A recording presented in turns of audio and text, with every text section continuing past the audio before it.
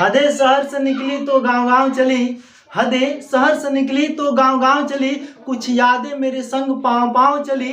सफर जो धूप का हुआ तो तजुर्बा हुआ, सफर जो धूप का हुआ तो तजुर्बा हुआ, वो जिंदगी ही क्या जो छाँव छाँव चली।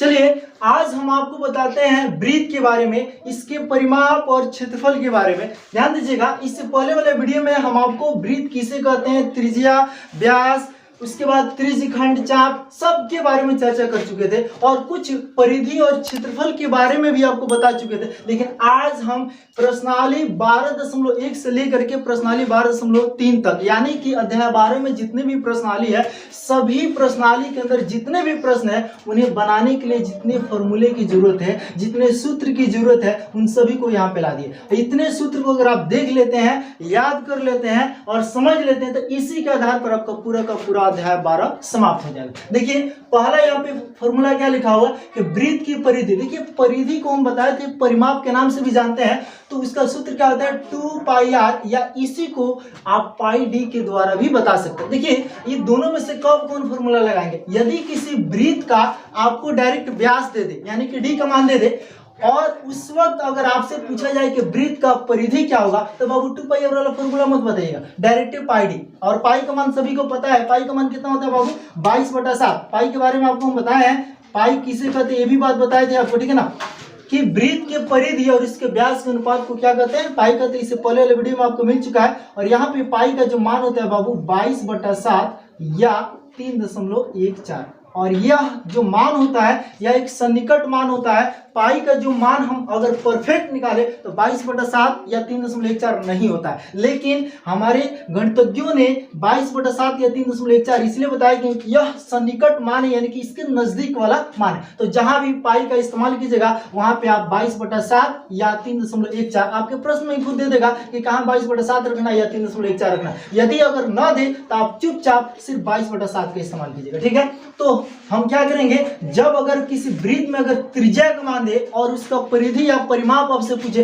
तो ये वाला फॉर्मूला याद रखिएगा 2πr। और ऐसे भी जब पूछा जाता है ना किसी भी बच्चे से कि ब्रीथ की परिधि या परिमाप क्या होती है, तो उसका सूत्र बच्चे यही बताते हैं कि 2πr, यानी कि किसी ब्रीथ की त्रिज्या अगर आपको दे दी जाए तो आराम से आप उसका परिधि बता सकते हैं। जैसे यहाँ पे एक छोटा सा उदाहरण आपको हम बताते हैं, अगर किसी ब्रीथ की त्रिज्या अगर मान लीजिए कि 14 सेंटीमीटर दिया है और इसका आपसे परिधि पूछा जाए, तब परिधि का फॉर्मूला आपको पता है कि 2πr होता है। बस क्या कीजिएगा 2 गुना, और यहाँ पे पाई का मान अभी बोला ना 22/7, यहाँ पे आप पाई का मान 22/7 रखिएगा और उसके बाद जो भी त्रिज्या का मान दिया गया हो, ठीक है ना, जो भी त्रिज्या का मान उसको यहाँ रखिएगा, ठीक है। कटने वाला तो कटा दीजिए, तो ये 7 से आराम से 14 दो बार में कट जाएगा। उसके बाद से 22 गुना 44 गुना 88, आराम से यहाँ पे 88 सेंटीमीटर आराम से लिख सकते हैं। ध्यान दीजिएगा, कभी भी जब ब्रीथ का परिधि या परिमाप बाबू निकालिएगा तो यह एक लंबाई होती है, इसलिए अगर यह त्रिज्या सेंटीमीटर में है तो इसको सेंटीमीटर में ही लिखेगा, मीटर में हो तो मीटर में लिखेगा, या किस एरिया का क्षेत्रफल अगर परिमाप अगर आप निकालना चाहते हैं तो अगर वह किलोमीटर में हो, यानी कि जो भी इकाई अगर त्रिज्या का है या व्यास का जो भी इकाई होगा वही इकाई परिमाप या परिधि में होना चाहिए। यानी अगर गलती से कभी आप लोग जब क्षेत्रफल निकालते हैं तो सेंटीमीटर स्क्वायर या मीटर स्क्वायर की आदत आपको लगी रहती है, तो आप लोग यहाँ भी स्क्वायर दे दीजिएगा, जो कि गलत माना जाएगा, ठीक है ना। इसलिए आपको हमेशा क्या करना है, यह एक लंबाई होती है, इसलिए इसका इकाई यदि सेंटीमीटर में है तो ये भी सेंटीमीटर में, अगर मीटर में होगा तो मीटर में दीजिएगा, ठीक है। अब चलिए आपको बताते हैं कि ब्रीथ की त्रिज्या, कभी कभी आपके एग्जाम में क्या करता है, या आपके जो क्वेश्चन बुक से भी अगर पूछा जाए तो क्या करता है, ब्रीथ का जो है ना परिमाप या परिधि दे देता है और पूछा जाता है कि ब्रीथ की त्रिज्या क्या होगी। उस वक्त ध्यान दीजिएगा, आप यहाँ से भी इसी फॉर्मूला से इसको निकाल सकते हैं कि ब्रीथ का परिमाप या परिधि आप क्या निकालें 2πr। अगर आपको r यानी कि त्रिज्या चाहिए तो 2π इधर गुना कर इधर कीजिएगा तो क्या होगा, भाग होगा। तो आप आराम से यहाँ पे ब्रीथ की त्रिज्या बराबर ब्रीथ की परिधि बटा 2π, और यहाँ पे ब्रीथ की जो भी परिधि का मान दिया गया हो उसको रख दीजिएगा और बटा के नीचे 2π, तो पाई की जगह आपको 22/7 रखना है और उसके बाद से कैलकुलेशन कर दीजिएगा, आपका मान निकल के आ जाएगा कि त्रिज्या कितना सेंटीमीटर हो रहा है। उसके बाद ब्रीथ का क्षेत्रफल आपसे पूछा जाए कि ब्रीथ का क्षेत्रफल क्या होगा, तो याद रखिएगा πr² होता है। क्या होता है बाबू, πr²। अगर ब्रीथ की त्रिज्या अगर दी गई हो, चाहे जितना सेंटीमीटर भी दे या जितना मीटर दे, और उसका क्षेत्रफल आपसे पूछा जाए कि क्या होगा, तो πr²। और पाई के बारे में तो आपको पता है कि जब जब तक न कहा जाए आप 22/7 लगाइएगा, नहीं तो आपके प्रश्न में खुद ही दे देगा संकेत में। लास्ट में प्रश्न जब लिखता है तो लास्ट में संकेत में देता है कि पाई बराबर 3.14 का प्रयोग करें, ठीक है ना। तो आराम से पाई आर स्क्वायर वाला फॉर्मूला लगा करके वृत्त का क्षेत्रफल आप निकाल सकते हैं। लेकिन कभी कभी वृत्त का त्रिज्या ना दे करके सीधे व्यास दे देता है, और आपको हम बताए हैं कि वृत्त का जो व्यास होता है बाबू वह 2r के बराबर होता है, यानी कि 2 गुना, अगर मैं 2 गुना त्रिज्या करूं, 2 गुना त्रिज्या यानी कि 2r, तब एक व्यास होता है, ठीक है ना। तो इसका मतलब है अगर कभी व्यास अगर दे दे और आपको क्षेत्रफल निकालना हो तो क्या कीजिएगा, पहले त्रिज्या पता कीजिएगा। तो त्रिज्या निकालने के लिए r पर क्या हो जाएगा, d/2 कर दीजिएगा, यानी कि जितना भी उसका व्यास का मान दिया रहे आप उसका आधा कर दीजिएगा ना बाबू, त्रिज्या निकल जाएगा, ठीक है ना। तो त्रिज्या निकाल करके हम आराम से पाई आर स्क्वायर वाला फॉर्मूला लगा के हम वृत्त का क्षेत्रफल बता सकते हैं।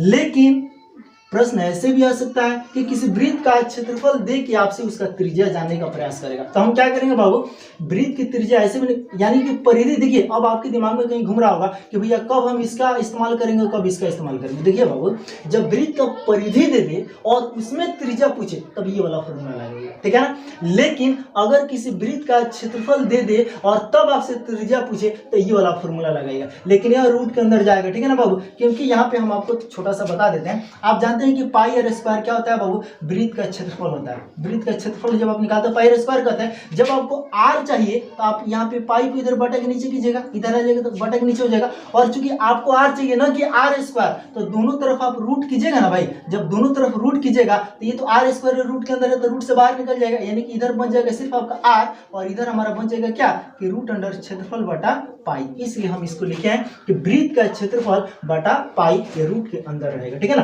तो इस तरह से हम वृत्त की त्रिज्या पता कर सकते हैं। अब बारी आती है कि अर्धवृत्त की परिधि या परिमाप कैसे निकालेंगे। तो पहले हम अर्धवृत्त को समझ लेते हैं, उसके बाद आपको हम बताते हैं। यहाँ ध्यान दीजिएगा, अर्धवृत्त कैसे होता है। अगर किसी वृत्त को हम पूरा आधा आधा काट दें, जैसे मान लीजिए कि यह एक वृत्त है और इसको मैं यहाँ से अगर पूरा आधा आधा काट दूं तो ये अर्धवृत्त हो जाएगा। तो आप इसको हटा दीजिए, आप इसको हटा दीजिए। अगर ये आपका हट जा रहा है तो यह आपका एक अर्धवृत्त कहलाएगा। इसका भी यहाँ पे एक सेंटर होगा, यहाँ पे केंद्र होगा ना भाई, वृत्त का ये एक टुकड़ा है। अब यहाँ पे समझाते हैं बाबू, खूब ध्यान से समझिएगा, यहाँ पे बड़ी कंफ्यूजन होता है।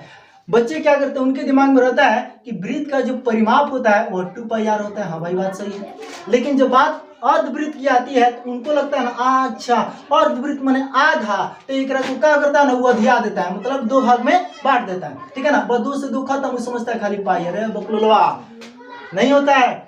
जब हम परिमाप निकालेंगे तो परिमाप में कहता है बाहरी माप, मतलब तुमने जो इस तरह से अगर आकृति अगर मान लीजिए पूरा तरह से डिजाइन था तो इसका पूरा हम लोग का क्या निकाला था 2πr हम लोग बोले थे। लेकिन जब इसको हम आधा कर देंगे, जब आधा कर देंगे तो हमारी आकृति इतनी ना बचेगी ना भाई, अर्धवृत्त इतना बचेगा। तो भाई अगर आप जो सिर्फ पाई r कहिएगा ना, वह जो लंबाई होगी मात्र इतना दूर की होगी, ठीक है ना बाबू। वो जो लंबाई होगी मात्र इतना ही दूर की होगी, लेकिन क्या वो आपका पूरा है नहीं ना, क्योंकि यहाँ से घिरा हुआ है, यहाँ से एक बंद है, तो आप कहिएगा कि अर्धवृत्त है। बाबू इसकी लंबाई आप छोड़ दीजिएगा नहीं ना। तो यहाँ पे मुझे अर्धवृत्त की परिधि या परिमाप जब निकालना हो तो हम क्या करेंगे, ये जो आप कीजिएगा ना बाबू, इसका जो मान होगा वो पाई r से पता चल जाएगा, लेकिन आपकी इसकी भी तो लंबाई पता करनी है ना।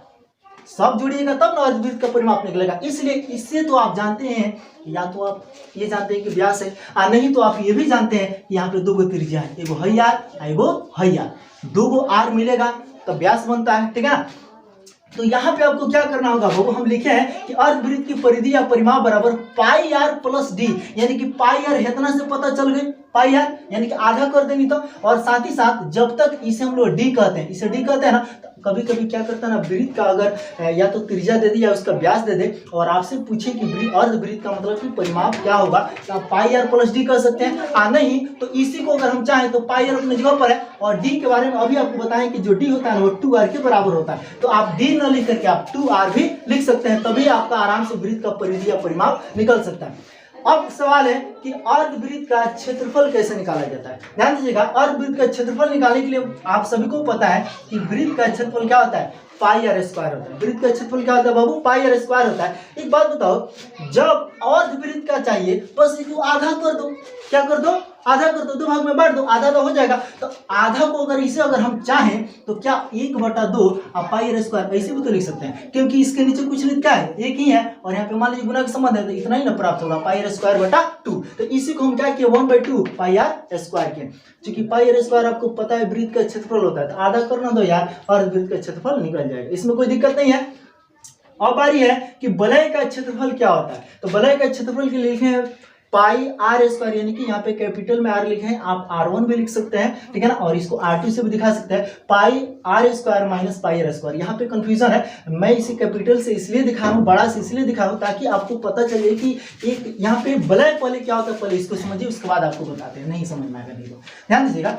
अगर कोई वृत्त है, उसका एक केंद्र है और इसी केंद्र से एक और वृत्त बना दिया जाए, एक और वृत्त बना दिया जाए मान लीजिए, तो यह जो केंद्र है ना यह संकेंद्र कहलाएगा और ये दोनों वृत्त संकेंद्रीय वृत्त कहलाएंगे। यानी कि जब एक ही केंद्र से जब 2 या 2 से अधिक वृत्त अगर बना दिया जाए तो वह दोनों या उससे अधिक जो भी वृत्त है वो सभी वृत्त संकेंद्रीय वृत्त कहलाती है। क्या कहलाती है, संकेंद्रीय वृत्त, ठीक है ना। यानी कि 2 या 2 से अधिक वृत्त जिनका केंद्र एक ही हो उसे हम लोग क्या कहते हैं बाबू, संकेंद्रीय वृत्त कहते हैं। यानी कि इसी केंद्र से यह भी वृत्त है और इसी केंद्र से ये भी वृत्त है, ठीक है ना। तो इसकी त्रिज्या कुछ होगी, इसकी भी कुछ त्रिज्या होगी। तो बाबू ये जो बड़का है ना, ये जो वृत्त है ना थोड़ा बड़ा है, इसीलिए हमने यहाँ पे त्रिज्या के लिए कैपिटल में आर दिखा दिया ताकि आपको अंदाजा लगे कि वो हो ये बड़का वृत्त खातिर। और ये जो है वृत्त छोटा है इसलिए हम इसको छोटका आर से सूचित किया है ताकि आपको पता चले कि जो रेडियस है, ये जो संकेत हम सिंबल बनाए है छोटा आर त्रिज्या के लिए, ये छोटका वृत्त के लिए, ठीक है ना। और यहाँ पे जो वलय की हम बात करें बाबू, ये जो एरिया आपको दिख रहा है ना इसी को हम वलय कहते हैं। इसी एरिया को हम क्या कहेंगे बाबू, इसी एरिया को हम वलय कहेंगे बस। यानी कि बड़े वृत्त और छोटे वृत्त के बीच की जो दूरी होगी, बड़ा वृत्त देख ध्यान दीजिएगा यहाँ से यहाँ तक है, जबकि छोटा वृत्त यहाँ से यहाँ तक है। तो छोटका वृत्त का जितना ही एरिया है ना इसको अगर हटा दे और बड़ा वृत्त, चूंकि जब बड़े वृत्त का आप क्षेत्रफल निकालिएगा बाबू तो पूरा यहाँ से यहाँ तक नहीं निकलेगा, यानी पूरा ही बड़का वाला जो निकलेगा वो बड़का का क्षेत्रफल होगा और छोटका के लिए इतना होगा। तो बड़का के क्षेत्रफल में से अगर छोटका का क्षेत्रफल अगर निकाल देते हैं तो कितना दूर का क्षेत्रफल पता चलेगा, बस ये पता चलेगा। और इसी को कहते हैं वलय। जैसे आप लोग अंगूठी देखते हैं तो अंगूठी के अंदर क्या होता है, जिसको इंग्लिश में रिंग भी बोलते हैं, ठीक है, और उसके अंदर क्या होता है, एक उसकी कुछ मोटाई होती है, ठीक है ना बाबू। तो यहाँ से यहाँ तक अंदर वाला और ये होगा बाहर वाला यानी ऊपर वाला, ठीक है ना। तो वह एक वलय के आकार का होता है। ये चूड़ी भी आप कह सकते हैं, ठीक है ना। वो सब क्या होता है, वलय के आकार का होता है। शायद मेरे ख्याल से आप लोग वलय समझेंगे, वलय क्या होता है, ठीक है ना। अब यहाँ समझिएगा, जब आपसे वलय का क्षेत्रफल बाबू आपसे पूछा जाता है तो कुछ मत कीजिएगा, बस उसकी छोटका वाला जो है ना इसका त्रिज्या पता होना चाहिए और फिर बड़का वाला का त्रिज्या पता होना चाहिए। और आपको पता है कि बड़का का क्षेत्रफल क्या होता है, बड़का माने पाई आर स्क्वायर, मैंने बड़का से इसलिए आप चाहें तो इसको R1 भी कर सकते हैं, इसको R2 भी कर सकते हैं, कोई दिक्कत नहीं होगा। पाई आर स्क्वायर से वृत्त का क्षेत्रफल निकलता है और इसके लिए हम भी इसके लिए पाई आर स्क्वायर लिख देते हैं। बोले यहाँ तक किसी को दिक्कत है? अच्छा एक बात बताओ भाई, तो बड़का पाई आर स्क्वायर मतलब यहाँ से यहाँ तक जो त्रिज्या है, तो अगर इसका बड़का का क्षेत्रफल निकालेंगे तो पूरा का क्षेत्रफल निकलेगा भाई, और उसके बाद यह छोटका का निकालेंगे तो इतना दूर का क्षेत्रफल निकलेगा। तो बड़का के क्षेत्रफल में से अगर छोटका का क्षेत्रफल इतना निकाल देते हैं तो यही एरिया का क्षेत्रफल पता चलेगा। इसलिए हम क्या करते हैं, बड़े मतलब पाई आर स्क्वायर माइनस ये छोटका पाई आर स्क्वायर अगर घटा दे, यानी कि बड़का वृत्त के क्षेत्रफल में से अगर छोटके वृत्त के क्षेत्रफल को घटा देते हैं तो जो मान निकल के आएगा वह इसी वलय के क्षेत्रफल का मान निकल के आएगा। अब यहाँ ध्यान दीजिएगा, आप चाहें तो ऐसे भी कर सकते हैं। देखिए यहाँ पे हम लिखे हुए हैं pi r square minus pi r square, या आप चाहें तो यहाँ पे पाई को कॉमन कर सकते हैं क्योंकि माइनस की इधर माइनस को उधर, दोनों तरफ क्या है पाई है, तो पाई को कॉमन कीजिएगा तो बड़का आर स्क्वायर माइनस छोटका आर स्क्वायर, ऐसे भी कर सकते हैं। या इसको अगर आप R1 कहते हैं इसको R2 कहते हैं तो यहाँ पे R1 का स्क्वायर माइनस R2 का स्क्वायर, ऐसे भी दिखा सकते हैं। यहाँ तो कोई दिक्कत नहीं है। तो मेरे ख्याल से आपको वलय का क्षेत्रफल समझ में आ गया। अगर वलय का क्षेत्रफल अगर आपसे पूछा जाए, दोनों वृत्त का त्रिज्या पता होना चाहिए तो आप आराम से इसके क्षेत्रफल निकाल सकते हैं। अब चलते हैं त्रिज्यखंड के क्षेत्रफल के बारे में, तो समझिएगा इसको बढ़िया से, त्रिज्यखंड क्या है, ठीक है। याद ध्यान दीजिएगा, त्रिज्यखंड का क्षेत्रफल निकालने के लिए आपको पता है, चलिए भाई अच्छा से वृत्त नहीं बनता है, अगर एक वृत्त बना हुआ है तो यहाँ ध्यान दीजिए, पहले त्रिज्यखंड को समझते हैं फिर आपको समझाते हैं, ठीक है ना बाबू। ये दो त्रिज्या और संगत चाप, इसे हम लोग चाप कहते हैं, और ये दो त्रिज्या हो गया, ठीक है ना। यहाँ पे एक केंद्र हो गया और इसका कुछ ना कुछ थीटा होगा, जिसे मान लीजिए 30 डिग्री 40 डिग्री कुछ होगा, ठीक है ना, जितना हो, ठीक है। तो यहाँ पे बाबू ये जो कोण है ना बाबू, ये जरूर दिया रहेगा कि दोनों त्रिज्याएं कितनी के कोण पर झुकी हुई है, ठीक है ना। और ये हमारा ए भी आर है, ए भी आर है, ध्यान दीजिएगा। और ये ए बी कह देते हैं कि ए बी हमारा क्या है, चाप है, चाप की लंबाई है।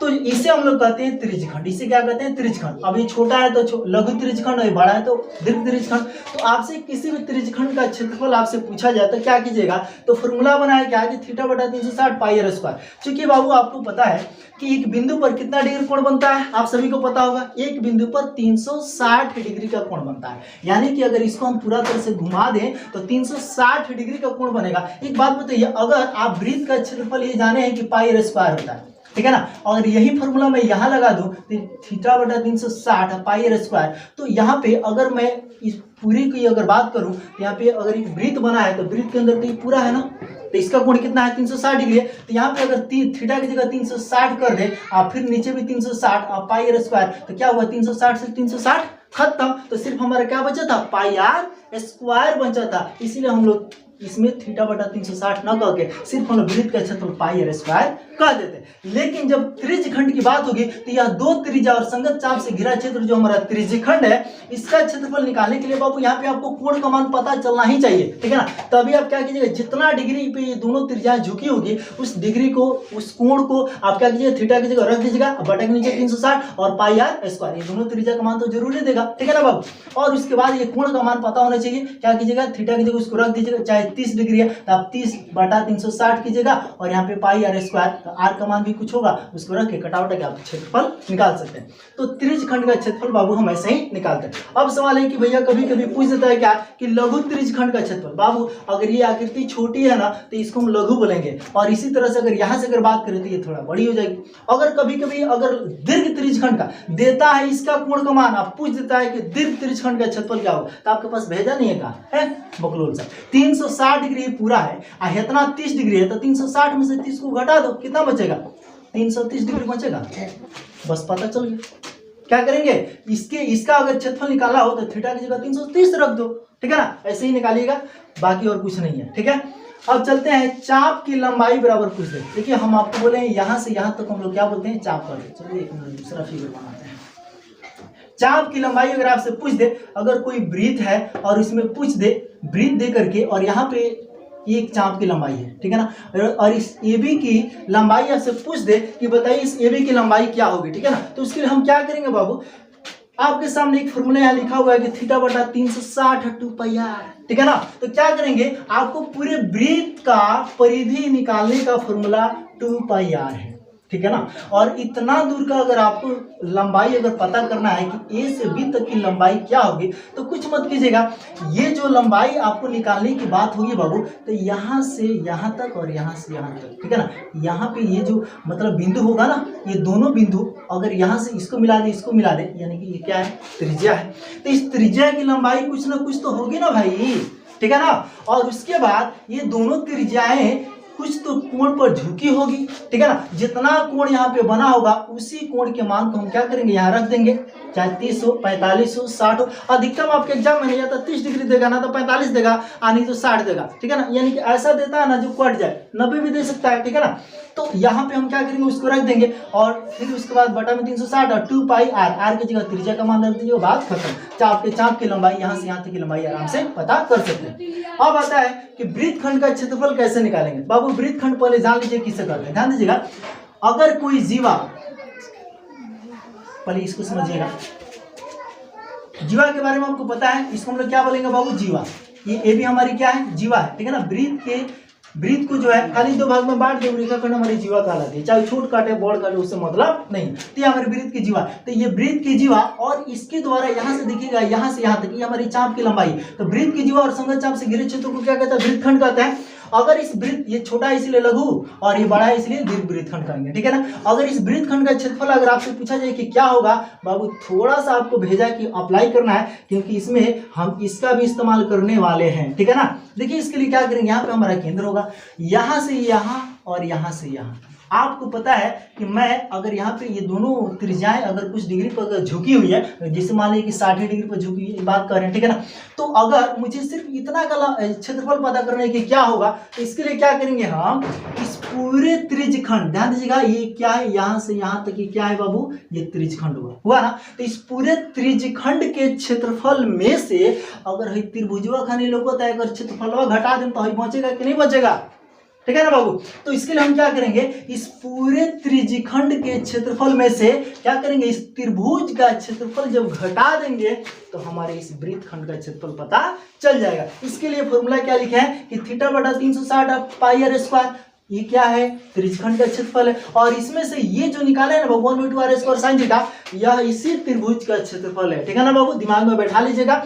इस पूरे त्रिज्यखंड के क्षेत्रफल में से हम क्या करेंगे, इस वृत्त का क्षेत्रफल निकाल देंगे तो हमारे वृत्तखंड का क्षेत्रफल पता चलेगा। इसके लिए क्या है, त्रिज्यखंड का क्षेत्रफल थीटा बटा 360 pi r square minus 1/2 r square sine theta, यानी कि जो इसमें बाबू त्रिभुज बनता है ना, इस त्रिभुज का क्षेत्रफल निकालने का फॉर्मूला ये है 1/2 आर स्क्वायर साइन थीटा। आप लोग त्रिकोणमिति में साइन थीटा कोस थीटा के बारे में पढ़ा है ना, तो यहाँ थीटा की जगह पर आपके दिमाग में एक बात बैठना चाहिए, यहाँ थीटा की जगह क्या होगा, तो थीटा की जगह क्या करेंगे, जो ये कोण का मान है ना बाबू 60 हो 30 हो 45 हो 90 हो जितना हो, उसी थीटा को यहाँ भी रखेंगे और उसी थीटा को यहाँ भी रखेंगे। आपको पता है साइन 30 डिग्री का मान क्या होता है, साइन 45 का मान क्या होता है, साइन 60 का क्या होता है, साइन 90 का क्या होता है। जो भी अगर यहाँ पे कोण दे उसको यहाँ रखिएगा और साइन का उतना डिग्री का मान क्या होता है उसको रख करके हल कर लीजिएगा, बाकी इसमें कुछ नहीं करना। और इतना ये 10 फॉर्मूला अगर आपके दिमाग में बैठ गया तो अध्याय 12 में आपको कहीं प्रॉब्लम होने वाला नहीं है। उम्मीद करते हैं कि वीडियो आपको अच्छा लगा, इसका स्क्रीनशॉट ले लीजिए ताकि पूरा फॉर्मूला आपके कॉपी में या आपके मोबाइल में आ जाए और इसके सारे आप पूरे अध्याय 12 को